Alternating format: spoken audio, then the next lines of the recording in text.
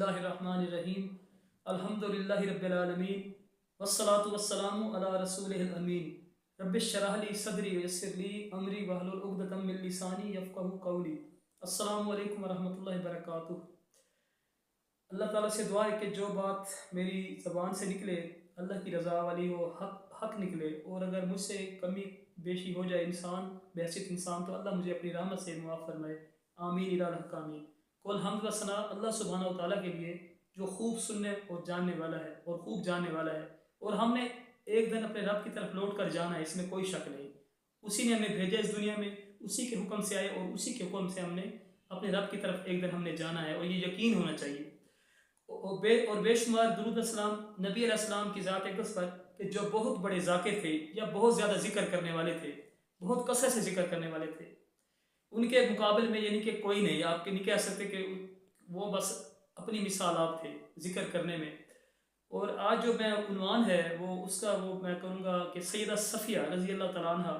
یہ آپ کے علم میں ہوگا، نہیں علم تو بتا دیتا ہوں، علم میں ہونا تو چاہیے کہ سیدہ صفیہ رضی اللہ عنہ بنت عبد المطلب نبی علیہ السلام کی رشتے میں پھوپھی لگتی تھی۔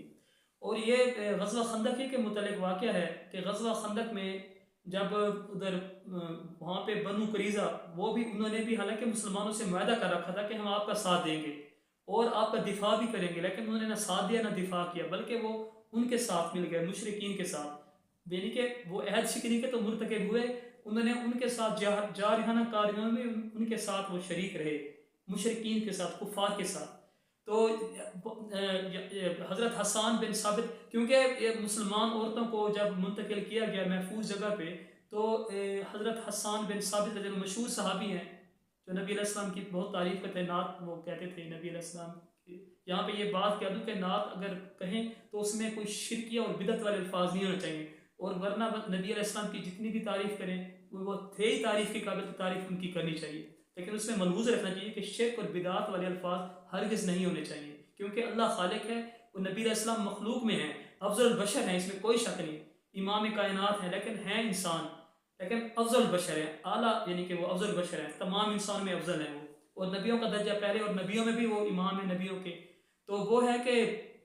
ایک جو قلعہ تھا جو حسان بن ثابت کا قلعہ تھا رضی اللہ عنہ کا، جس کا نام فارے تھا، تو اس قلعے میں مسلمان عورتیں وہاں پہ جمع ہو گئی، تو وہاں پہ یعنی کہ اسی میں رکھا گیا ان کو، تو اس میں سیدہ صفیہ رضی اللہ عنہ بھی شامل تھی، نبی علیہ السلام کی پھوپھی، اور اس میں حسان بن ثابت رضی اللہ تعالیٰ عنہ بھی تھے، ان کو بھی معمور کیا گیا تھا۔ تو حضرت صفیہ رضی اللہ تعالیٰ عنہ وسلام اللہ علیہ نے دیکھا کہ قلعے کے باہر ایک شخص، ایک یہودی ہے جو چکر لگا رہا ہے۔ جب انہوں نے اس کو دیکھا تو وہ بڑی بہادر خاتون تھی، انہوں نے نا خیمے کے ستون سے ایک لکڑی جو اٹھائی وہاں سے، اور وہ ڈنڈا لے کے نا وہ نیچے اتری، اور اس کو جا کے اس کو اتنا مارا، جب وہاں پہ پہنچی اس یہودی کو اتنا مارا کہ اس کو مار دیا۔ امام ابن کثیر رحمۃ اللہ علیہ لکھتے ہیں، وہ کہتے ہیں کہ حضرت حسان بن ثابت کا ایک مکان تھا، تو ان کی چھت پر تمام عورتیں اور بچیاں اور حضرت صفیہ رضی اللہ عنہ بھی وہیں پہ تھے، تو بھئی تاکہ وہاں پہ محفوظ رہیں، تو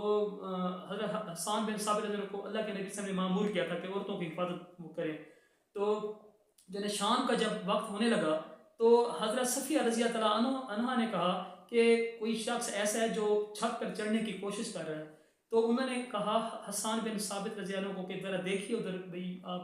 انہوں نے کہا میں آپ محترمہ ٹھہرے میں دیکھتا ہوں، لیکن جب وہ ابھی انہوں نے کہا میں دیکھتا ہوں، لیکن یہ انہوں نے نا ڈنڈا اٹھایا موٹا سا نا، اور وہ گئی تو وہ انہوں نے، کیونکہ ان کو سر نظر ہے منڈیر پہ،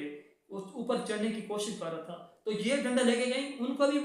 یہ اللہ نے ان کو یہ دینی تھی اہمیت، یہ ان کو یہ حصے میں آنا تھا، یہ جو درجہ ملنا تھا۔ انہوں نے نا وہ جب اوپر ہونے لگا، شام کا وقت ہو رہا تھا، جب انہوں نے دیکھا تو انہوں نے ڈنڈا اٹھایا موٹا سا اور اس کے سر پہ اتنے زور سے مارا کہ وہ نیچے گر گیا وہیں سے منڈیر سے، اور دل خراش اس کی چیخ نکلی۔ تو پھر انہوں نے کہا حسان بن ثابت رضی اللہ عنہ کو کہ آپ جا کے نا اس کے نیچے، وہ مر گیا ہوگا تو اس کی لاش کو لے کر آئیں، کیونکہ ان کو امید تھی کہ مر گئے، اتنے زور سے جو ڈنڈا مارا تھا ان کو۔ تو بہت جگہ دیکھیں کیا بہادری ہے، کیا خاتون تھی یہ مسلمان خاتون، اور دیکھیں یہودی وہ مرد کو انہوں نے مارا۔ انہوں نے کہا وہ مجھے مرد لگتا تھا کیونکہ مردی تھا وہ، کیونکہ سر جو دیکھا تھا اس کا، تو کہتے ہیں میں اس کے جسم کو تو ہاتھ نہیں لگا سکتا نا مرد کو، غیر محرم جو تھا، تو آپ ایسے کریں اس کو جا کے نیچے سے اس کی لاش کو اوپر لے کے آئیں، اور وہ جب وہ نیچے سے لے کے اس کو اوپر حضرت حسان بن ثابت پہلے انہوں نے تعریف کی ان کی کہ کمال کیا آپ نے ایک خاتون ہو کہ آپ نے اتنی جرت کا مظاہرہ کیا، اور واقعی اس میں کوئی شک نہیں، جرت تھی، بہادری تھی، اور مسلمان عورتوں کو ایسے ہونا چاہیے. یہ مثال ہے سیدہ صفیہ رضی اللہ عنہ تمام مسلمان عورتوں کے لیے. تو جب وہ اوپر لے کے آئے تو واقعی انہوں نے کہا یہ یہودی ہے مدینے کا. تو آپ دیکھیں، اور